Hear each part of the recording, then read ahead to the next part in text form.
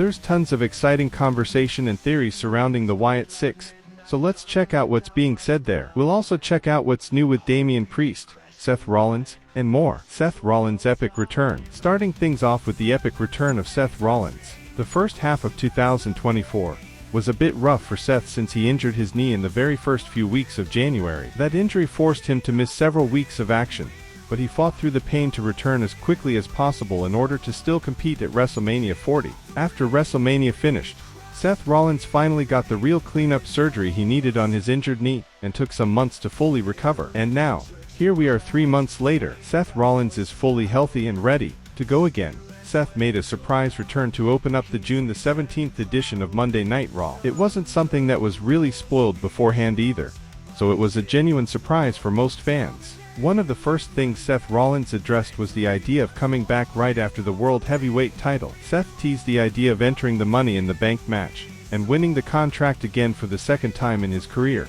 But out came Damian Priest to confront Seth. Damian reminded Seth that Raw didn't really belong to him anymore since he no longer was the world champion. Seth compared Damian's and his own career to each other, saying that they were alike and similar in many ways. They both made a name for themselves in big factions, both won Money in the Bank, and both had successful cash-ins at WrestleMania. After some quick back and forth, Damian Priest simply asked Seth Rollins if he wanted a shot at the title, and Seth said yes. So, the match is now official.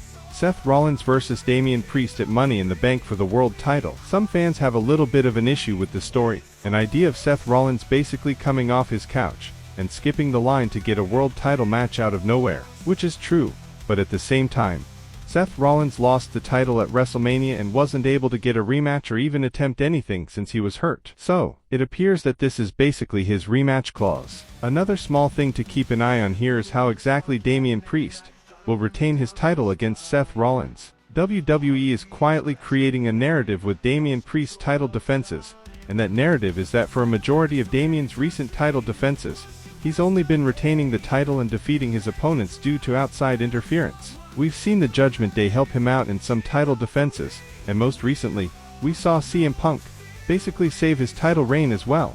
So, were all those instances just coincidences, or is WWE trying to beef up that narrative that Damian Priest can't hold his own and retain without extra help? Because it absolutely seemed like that was the narrative they were going after right out the gate with his first title defense against Jey Uso, where Damian was actually furious with the Judgment Day for helping because he claimed he had everything under control and didn't need any help. But now we saw that he actually did need all that help in all his title defenses. So this match with Seth Rollins should be very telling to see if they keep that narrative going and Damian once again gets rescued by outside help, or if he'll be able to pin Seth Rollins all on his own. That's something to keep a very close eye on there. The Wyatt Sicks, WWE's most shocking arrival. The Wyatt Sicks debut will most likely go down in history as one of the most shocking and memorable arrivals WWE has ever seen. There's a lot of excitement and buzz surrounding the group because the possibilities of what you can do with them are endless. Some fans are still a little skeptical and hope that the group doesn't quickly lose momentum and fade away, because we've seen that happen to some of the factions WWE has introduced in recent memory. There was a lot of hype with Bobby Lashley and the Street Profits faction when they first started up, but now it sort of feels like that group has flatlined. A similar idea for Karrion Kross and the Final Testament. Lots of fans were hyped for that faction, but it still feels like we're waiting for them to do something exciting and worth talking about. So given how those two other factions have quickly fallen off the map, fans are fearful for the Wyatt Sicks and their future. But all we can do is hope that Triple H, the Rotunda family, and WWE have a clear vision for the group's story. The good thing about the Wyatt Sicks that the other factions don't have is that the Wyatt Sicks has more possibilities and history story-wise that you can touch on. For example, Uncle Howdy has been very briefly taking over Adam Pearce's Twitter page over the last few days and changing his profile picture, bio, and even uploading some posts. Uncle Howdy changed Adam Pearce's profile picture to Pearce's appearance from a 2020 edition of the Firefly Funhouse. This was Adam Pearce's only appearance in the Firefly Funhouse, and it was when he was going around trying to get Bray, Strowman, and Roman's signature for the Payback 2020 Universal Title Triple Threat match. Howdy posted that picture of Adam Pearce in the Funhouse several times, and since Pearce was playing a postman in that Funhouse appearance, Howdy's tweets on his page consisted of him calling Adam Pearce the postman, and wanting him to remember that day.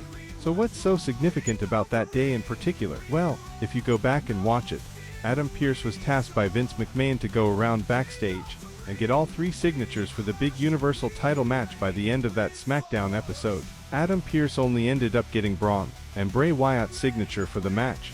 Roman Reigns did not sign the contract before the end of the night. This would later come up in a big way during the Payback match itself, where Roman literally waited until Strowman and The Fiend were tired and exhausted before he came out and signed the contract literally on his way to the ring. Roman would end up playing mop-up duty and stole the Universal title from Bray Wyatt without breaking a single sweat. And this was, of course, the very first night of Roman's nearly 4-year-long title reign.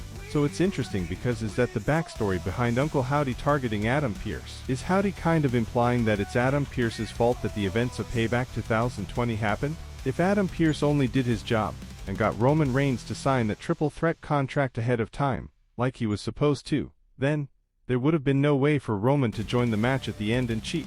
Had Adam got Roman to sign the contract on time, Roman would have had to take part in that triple threat match from bell to bell, and that could have changed the entire trajectory of history. If Roman had to actually compete fairly, who knows if The Fiend would have been able to leave that night at Payback 2020 still as Universal Champion. So maybe that's what Uncle Howdy is so upset about and why he wants Adam Pearce to remember his time as the Funhouse postman. Adam Pearce probably forget everything about what happened that night by now, how he didn't get his job done, and how that basically cost Bray Wyatt everything. But Howdy is gonna keep reminding him until he remembers. So that appears to be something to look out for in the coming weeks on Raw. Adam Pearce will likely have to get some more security backstage at Raw because he has the Wyatt Sicks coming after him, and like reports from earlier in the week alluded to, it'll be so interesting to see how the entire landscape of Raw looks like following the Wyatt Sicks massacre. The backstage segments should have a whole different feel and vibe to them after the massacre we just saw. Superstars, referees, interviewers,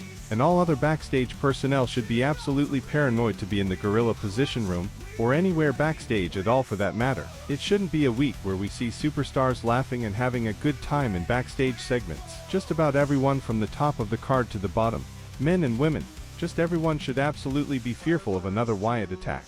And maybe that backstage paranoia all night long could conclude with the Wyatt Sicks and Uncle Howdy finally getting their hands on Adam Pearce to close out the show. A whole nice narrative like that where the threat of Uncle Howdy is just looming over everyone all night long and concludes with that big Adam Pearce moment would be a lot of fun to see. But what are your thoughts on today's stories? Leave your comments below. Don't forget to subscribe with all notifications on, and leave a like if you enjoyed. Thanks for watching, guys. For more insider updates and exclusive content, stay tuned to WWE Insider Report.